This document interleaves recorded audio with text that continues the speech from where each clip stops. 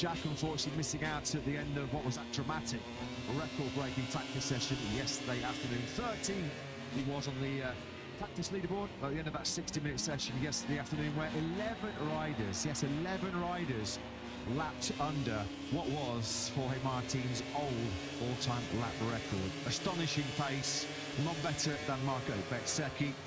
Just having a quick look at our commentary box window, we've got a spectacular view here overlooking the Miller corner down onto the ocean for the Bass Strait. We've got some clear blue skies. We're going down to Jack very, very shortly though for some weather update. Matt Burt, Lewis will be in the commentary box. Jack and Phillip, as mentioned, down in pit lane. We're just going to cover off what happened last time out in Manlica, because tomorrow there'll be a double long lap penalty coming away from Marco Bezzecchi.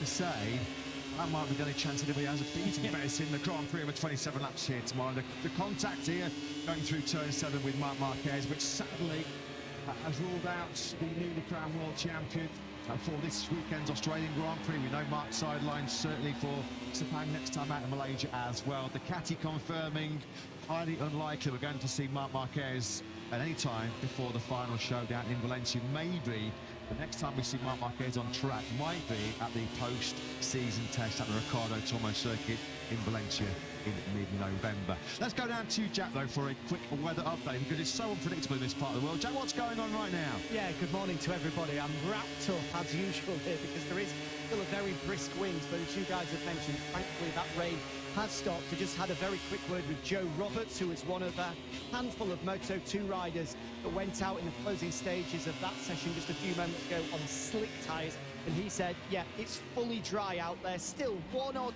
wet patches, but he does say you might need to be brave in some parts, but he says there is clear dry line, and obviously 10 minutes have passed since then.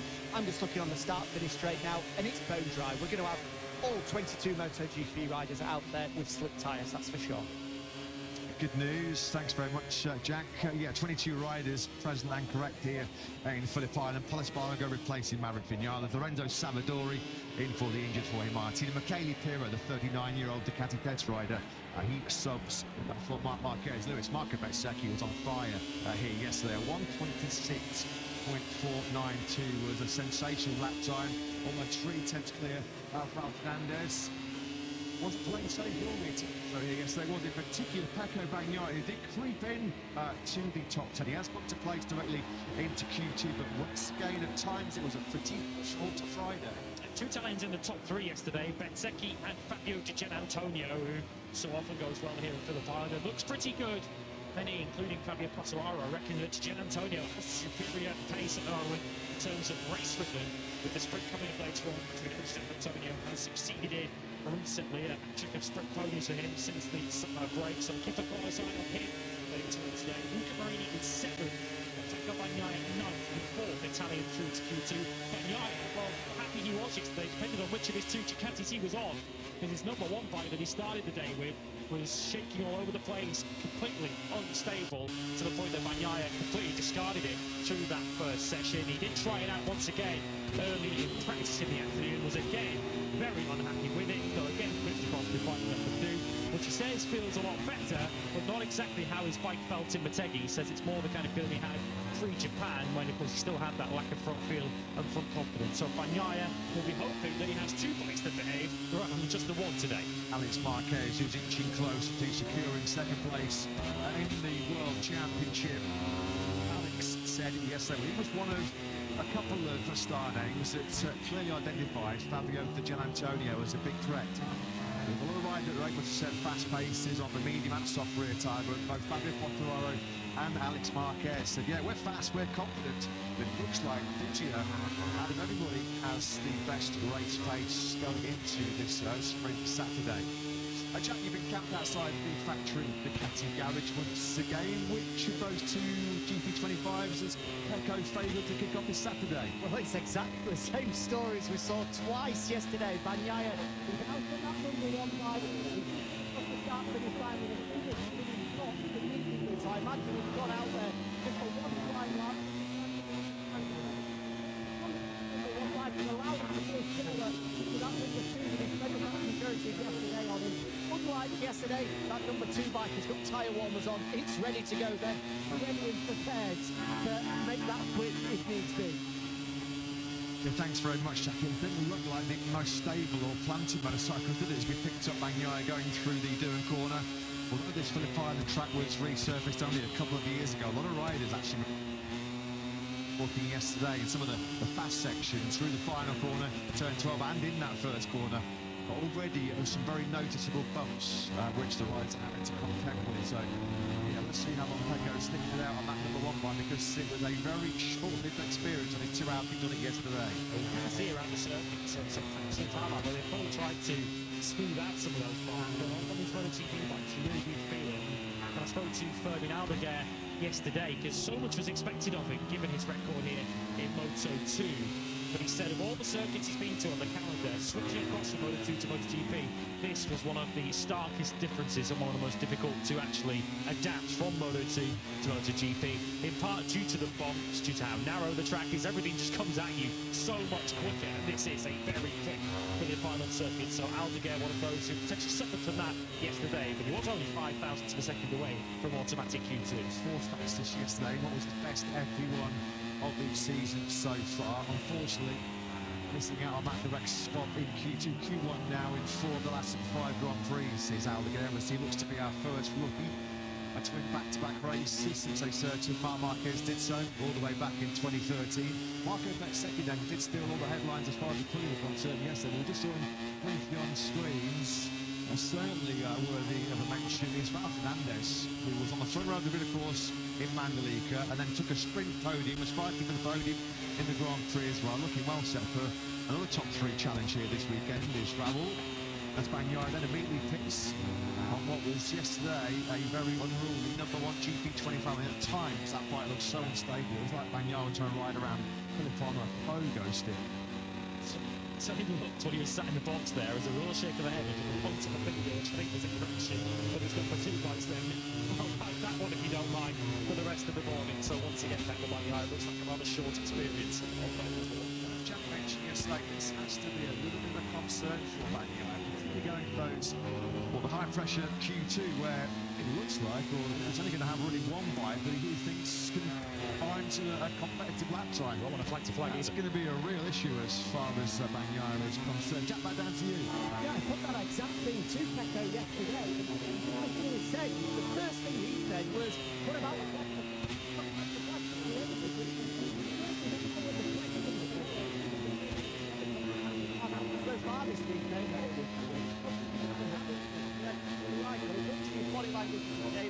It's a shake of the head, point the top of the number 2 machine. That's been credited. He's going to do the rest of the session on that one. It's really amazing. The setup is exactly the same. This side identical, but for whatever reason, that number 1 bike just feels completely different to the number 2 bike. Yeah, the number 1 bike, practically unrideable, as Bagnaia said. He's number 1 bike, he just did it not work. It felt like Mandalika, well, had 0 confidence in the front. It was shaking, it was nervous, it was unstable, it was twitchy. A multitude of sins on that number 1 bike. He said number 2 bike, the one that was working, it certainly hasn't been in the same sweet spot as the table where he destroyed the field in qualifying, the sprint and the Grand Prix.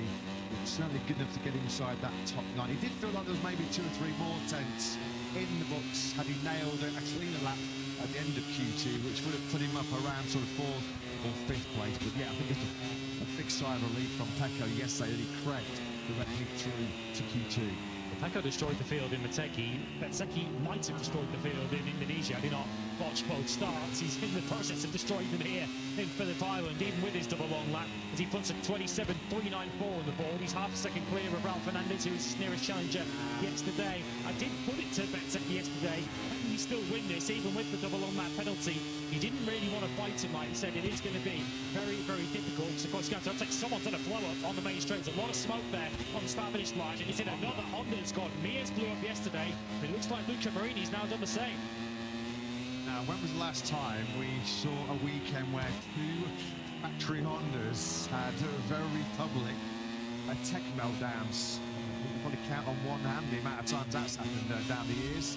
So a few liability issues coming the way of HRC here. Let's go down the Gardner straight. That has let go big time. That has let go massively, hasn't it? It was a Costa, wasn't it? I think it was directly behind. Moving on the 37 bike.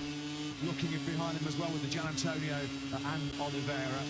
As soon as he realised Marini got off the circuit as quick as he possibly could, but sort of trying to negotiate their way through the heavy smoke. So two spectacular attack failures then for the RC213V here in Phillip Island. I mentioned yesterday in pre-practice one when Mia's Honda went pot. You'd suspect that they're using older engines in these sessions which don't count towards the outright weekend. Of course, practice yesterday did count. This is what it looked like. But Pedro Acosta has a face full of Honda engine smoke because he has to dart out.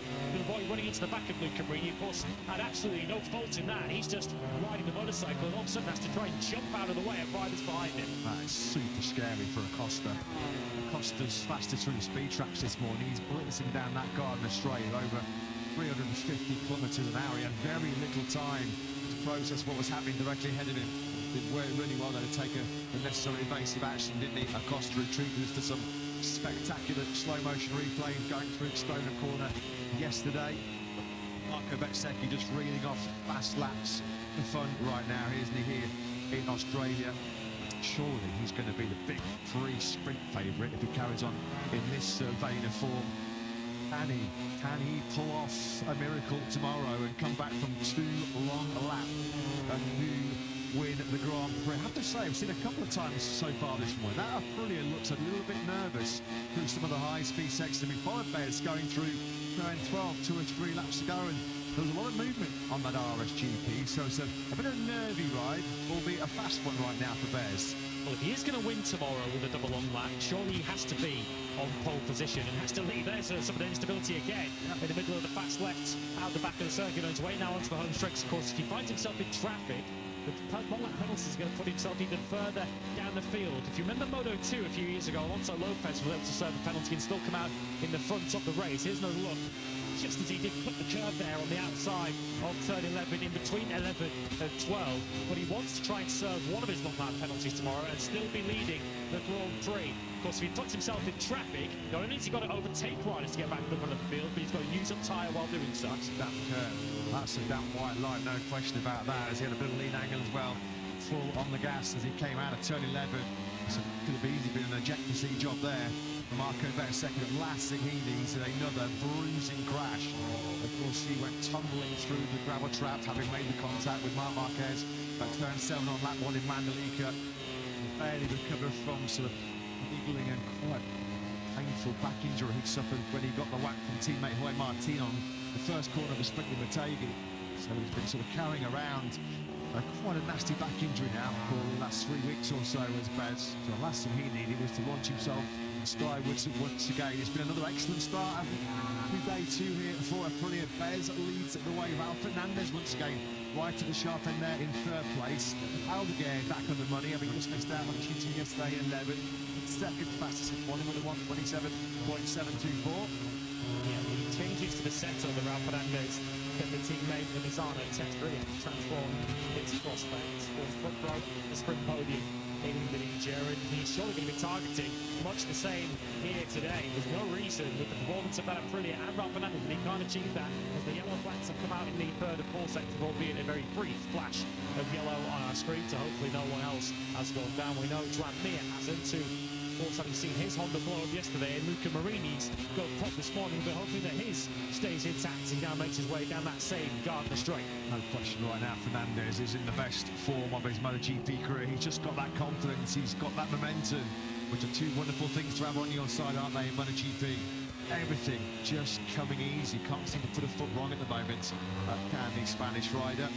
It's taken a fair amount of time for him to really unleash his full potential in MotoGP, but better late than never as far as the 25 is concerned.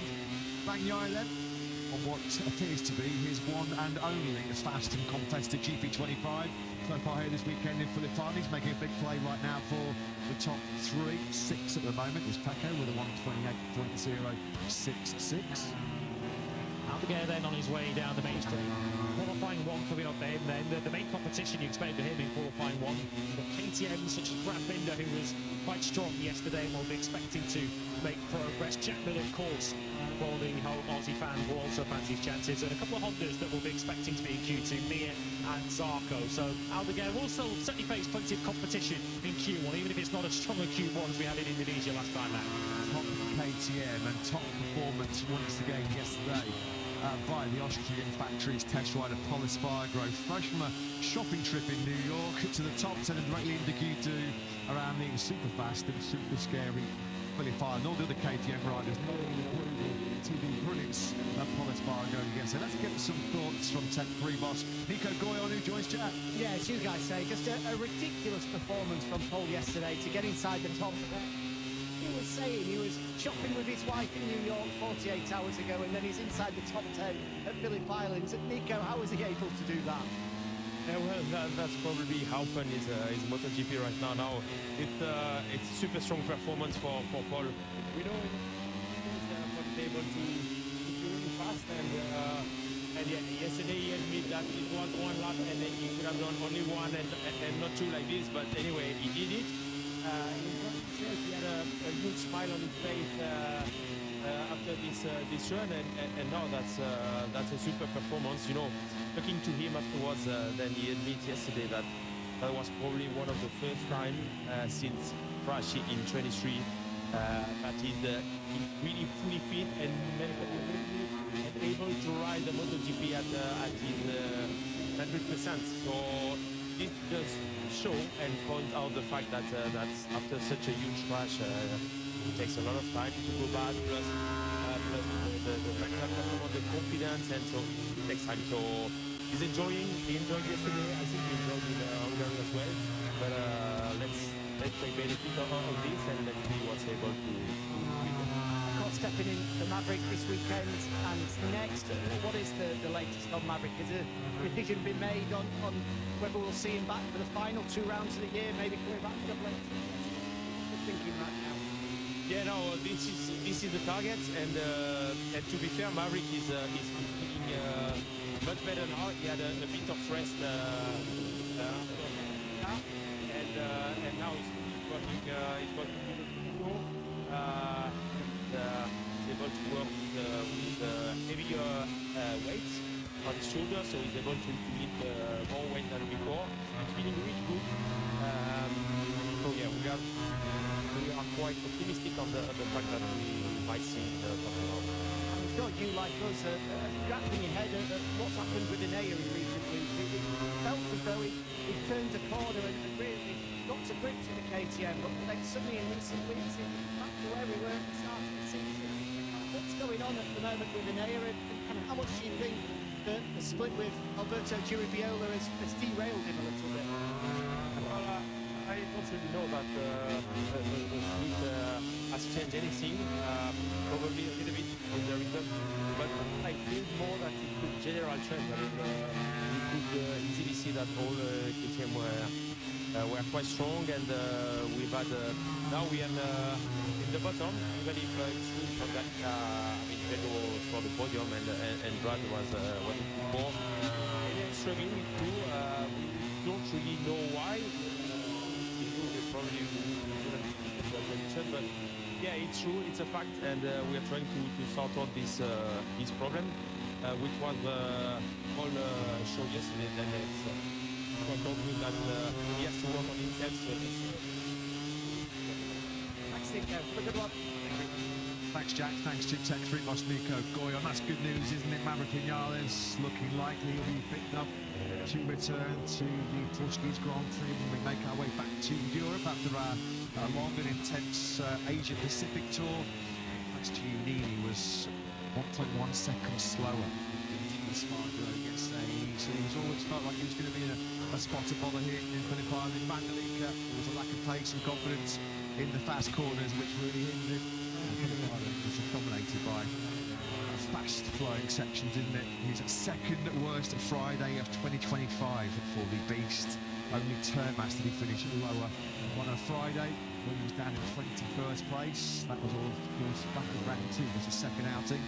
on the KTM RC16.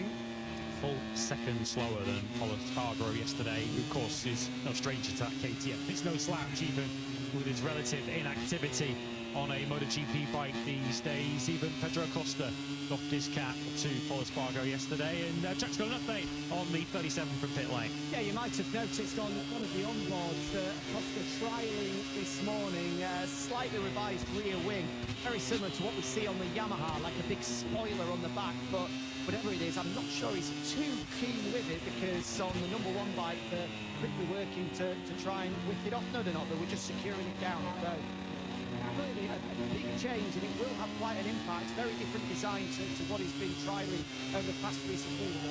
We saw him with that new swing arm yesterday. Again, some rear aero now. KTM are certainly still trying to bridge that gap to the top. Thanks very much, Jack. Acosta did have a little tip off yesterday into the Miller corner. He was breathing a massive sigh of relief yesterday. There was a mistake at the crucial point on his final flying lap, which meant he was not able to find a 126, but crucially he did just creep into Q2 by 5 thousandths of a second. Here's Marini then, potentially just the one bike at his disposal for the upcoming Q2 session after bike number one went spectacularly kaput down the Gardner Straight, right in front of Acosta, of course, at that particular time. Missing out on making two factory KTM inside the top 10 yesterday was Brad Binder, who's exiting pit lane just behind Acosta. He was a little bit further back behind Aldeguer, over a 10 behind the preceding racing rider, experiencing a little bit too much vibration, essentially the high speed turns 8 and 9, also finding it difficult to maintain temperature in the middle of the front tyre, which was affecting his braking right here, actually down into turn 10, into turn 4 as well. The front blocking when you're sort of straight up and down braking, not too many hard braking zones here in Phillip, when you do really need some trust in that front, particularly straight up and down braking at 4 and 10. Binder was just having a few issues with the front locking on the brakes. So many riders mentioned the word stability yesterday in terms of what they were looking for from their bike. Potentially didn't get it. It was a little windier yesterday than it is today, but we are expecting the strong winds to return tomorrow. Gusts potentially of upwards of 60-70 kilometers an hour, which will certainly be a concern for those in MotoGP, particularly with all of the aero on these bikes. Of course, they are so susceptible to strong gusts of wind, so it's going to be interesting tomorrow to see what kind of configuration these teams and riders choose to go with the strong winds likely to return for race day. Fabio Di Giannantonio had his best Friday since the factory yesterday, where he led the way on the opening day of the German Grand Prix.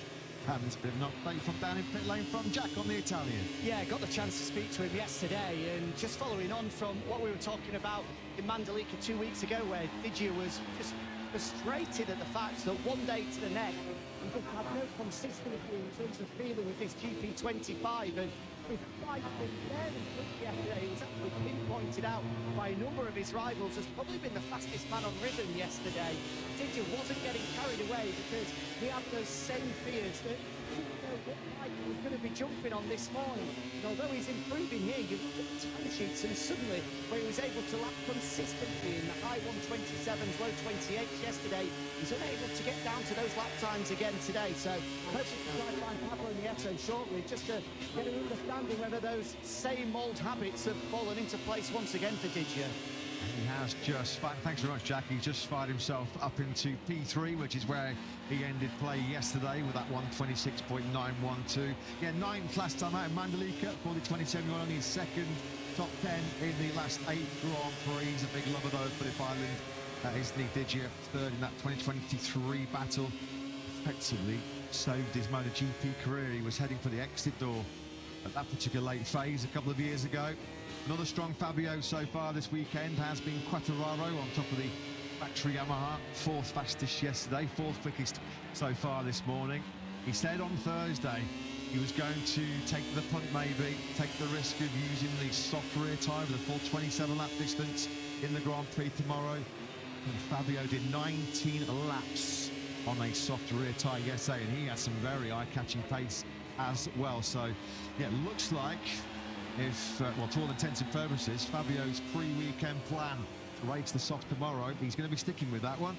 A warning from his rivals, though, who say that rear tyre will need a lot of managing. Quartararo's certainly enjoying one of his younger fans there who was things painted up to demonstrate his support for the 2021 world champion, but you might feel that an opportunity this weekend is too big an opportunity to pass up, that it's worth the gamble with the ultimate reward. With so many big hitters not here and Bezzecchi facing penalties tomorrow, that maybe it is worth Quartararo going for that soft rear tyre. Although when it does drop, it drops severely around this circuit. In the last 4 or 5 laps, he's even got the pearl necklace there in support of his hero. He's got the devil horns, the Diablo horns as well, and he said that is, without question, one of Fabio Quartararo's biggest Aussie fans here so far this weekend. Fair play, that young man enjoying his weekend so far. Enjoying his run on a power circuit is Pedro Acosta. He was certainly quick through the first sector, only down by just over 100th at the moment as he drops down through Lukey Heights. That's a welcome sight, isn't it? A bit of blue sky off into the distance after what's been a rather wet and damp start to this sprint Saturday. Bezzecchi once again is flying 3 Fridays in a row now. Marco Bezzecchi has led the way over in Japan, in Indonesia, and yesterday here in Australia, and he's untouchable at the moment on sprint Saturday morning. Is Bezzecchi about to improve at a 127.278. Just follow the crossbow line. He picks up 7 places from 14th to 7th. Aldeguer also putting together what is another strong lap. But Marco Bezzecchi, well, Friday he owned. At the moment, he is owning Sprint Saturday as well. Now, Phillip Island, 4.44 kilometres in length, just 12 corners, but arguably the most severe test for Michelin in the calendar. Johan Zarco's taken a heavy tumble. That's a big one for Zarco. We'll go down to Jack very, very shortly. Zarco finally does then climb to his feet. He's gone down into first gear, braking zone for turn 10. So Zarco looking like he's okay after maybe getting a little bit winded. So let's go and find out just how tough the task is for Michelin coming to this Phillip Island circuit, because the boss, Piero Palamasso, joins Jack. Yeah, he does indeed. It's always a fascinating tyre race here at Phillip Island, Pierre, and it looks as though tomorrow, well, what the riding will take. On the grid. Some may be gambling for the soft, which I think at the start of the weekend a lot of us would have been surprised by, given what happened the last time someone used it with Jorge Martin in 2023. So do we seriously think we could see some riders opting for the soft rear tomorrow? So yeah, we are here in Phillip Island, the most demanding track for the calendar. For the guys, it was very difficult. About the tire choice, yesterday we worked quite well. We have some good information. For the front, we know that the choice will be front or hard front for the aggressive rider. The rear, for sure, for the sprint will be the soft. And after the sprint, honestly, only after the sprint we will know if the soft rear can do the race tomorrow. For the moment, it's quite risky. But after we will know better. For sure, the medium is working very well. We were very happy about the medium. It will be the most choice tire for the tomorrow race. But maybe, yeah, maybe if 2 or 3 riders, they might try the soft. But only after the sprint we will have a okay. We saw yesterday 17, 18 laps on that soft rear, and the ribbon was still strong, but I think the final 4 or 5 laps where there's quite a big drop. Yeah, we have to understand when appears the drop. We know that until 17, 20 it can last, but after we don't know. So let's see. The tire specification is very close to the one he used Jorge here last time, and he dropped just the last for only 1 lap. So we have to look for that. But probably if you work on the safety, if you work on the light, you try to manage the good balance, good gas throttle. Maybe Could make it interesting tomorrow. Hopefully we get some riders out there taking the risk, because that's what we like to see, Piero. Fingers crossed. Yeah. Let's see. Here we always saw very exciting races. So if you have different tire choice, will be even more exciting. Thanks, Piero. Yeah, bye, thanks. Thanks very much, Piero Palamasso. Yeah, we will be listening intently to the rider feedback based on the sprint this afternoon at over 13 laps. Yeah, Jorge Martin, it was a fine line between heroes, wasn't it, in 2023? For 26 laps and 3 corners, it looked like he pulled up a tactical masterstroke, didn't he, on that soft rear tyre on board the Ducati a couple of years ago before he got swallowed up late on. 2 or 3 riders, maybe, Palamasso believes will feel its worth, the big risk. Some riders have got nothing to lose, have they, in terms of the championship? I'd be gobsmacked unless something dramatic happens to him in the sprint with the soft this afternoon. If Quattararo, who seemed adamant as soon as he jumped off the plane, coming here to Phillip, he was going to try and race the soft. Of those 2 or 3, if it is just 2 or 3 that go with the soft tomorrow, Quattararo's going to be one of them, surely. He said that he was convinced in Indonesia that the soft rear tyre was the right choice. The team told him he was mad, but he proved himself pretty correct. It's fair to say on Sunday he did get that tie to the finish in a relatively strong 7th place in the end. For the rider that beat Jorge Martin in that 2023 race a couple of years ago, he was beating the tank of his Honda in frustration. While we're hearing from Piero Taramasso there, tempers flared for the Frenchman. Johan Zarco couldn't get his bike back up and running, and it'll now be a rush to get that LCR Honda back to the box, hopefully repair whatever damage has been done in that crash at turn 10, because Zarco is back out on track in around about 10-15 minutes for Q1. It was interesting yesterday, Alex Rins saying on the other factory Yamaha that they feel like they're almost forced to race the soft because they can't get the medium rear tyre working around this Phillip Island circuit in the cool conditions. So maybe they're left with little option if they've got any hope of being competitive in the Grand Prix tomorrow. Right on cue, Quattararo is putting together what is another excellent lap. It's definitely in the game for a sprint podium and a Grand Prix podium here over the weekend. Is Quattararo at the moment in 6th place. Following now through turn 8. Let's have a look at Fabio.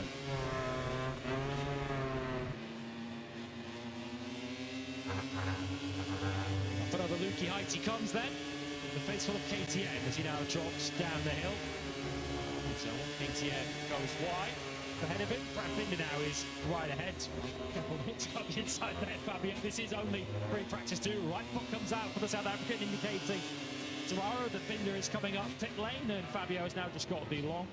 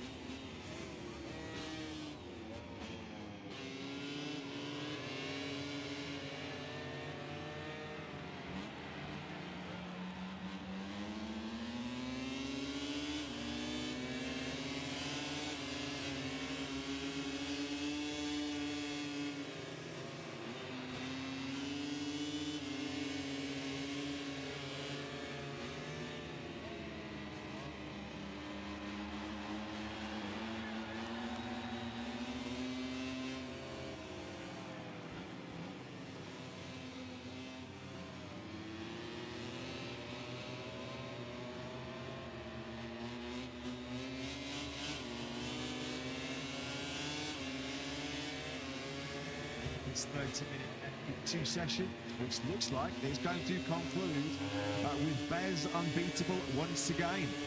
Very interesting though, isn't it, to see once again how many laps are on this rear tyre that Fabio Quattararo is currently running.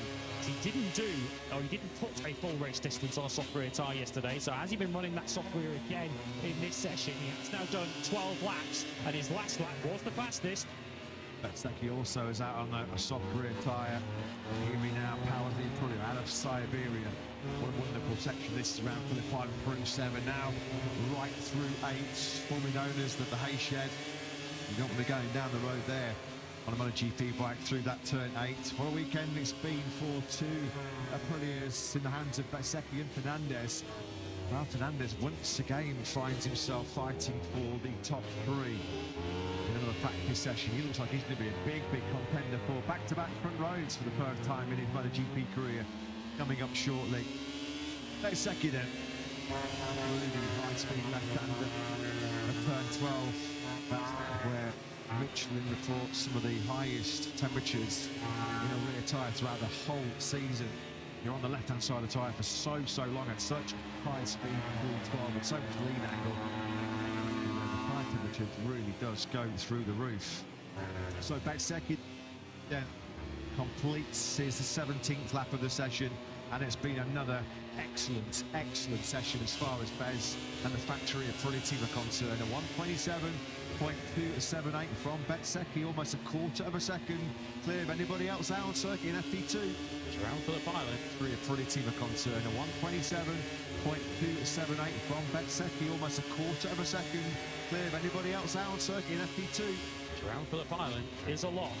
Quarter of a second back from Gian Antonio takes you all the way back to Pedro Acosta in 9th place. So Bezzecchi with a clear step over the rest of the field. He is the clear favourite for pole position, a pole position which you feel with 2 long lap penalties to serve tomorrow afternoon, he really needs to take. There's a theme emerging here for the Phillip, because the same 5 riders that were in the top 5 yesterday in practice are our top 5 this morning in a slightly changed order. What is not changed, though, is Marco Bezzecchi's superiority in this Australian Grand Prix. Gian Antonio, 3rd on Friday, 2nd to kick off his sprint Saturday, the 127.513. All good work produced by Gian Antonio. All good work produced by both of our flying Fabios here in Phillip Island. Quattararo's put the factory Yamaha in the top 3. Bit of a rodeo ride at times as he was on the power coming out of turn 12. That would have cost him a little bit of time, but he never even packed out of it. Just kept the throttle pinned, didn't he, down the Gardner Straight with Quattararo. So Marco Bezzecchi then, untouchable once again here in Australia. A 127.278 for Bezzecchi gave him a quarter of a second advantage over Fabio Di Gianantonio. Fabio Quattararo 3rd from Alex Marquez, Raul Fernandez and Fermin Aldeguer, who we'll see in Q1 shortly, alongside Jack Miller, who was 7th, Pecco Bagnaia, who once again discarded his first bike, Frankie Morbidelli, who's also in Q1, has been anonymous so far, Marini, whose Honda went top 14, into Savadori and Ayagura. Somcat Chapter 21st ahead of Marc Marquez's Jakarta. That absolutely awesome lap of 126.492, which was almost 3/4 of a second inside of his current Aprilia teammate Jorge Martin's 2023 all-time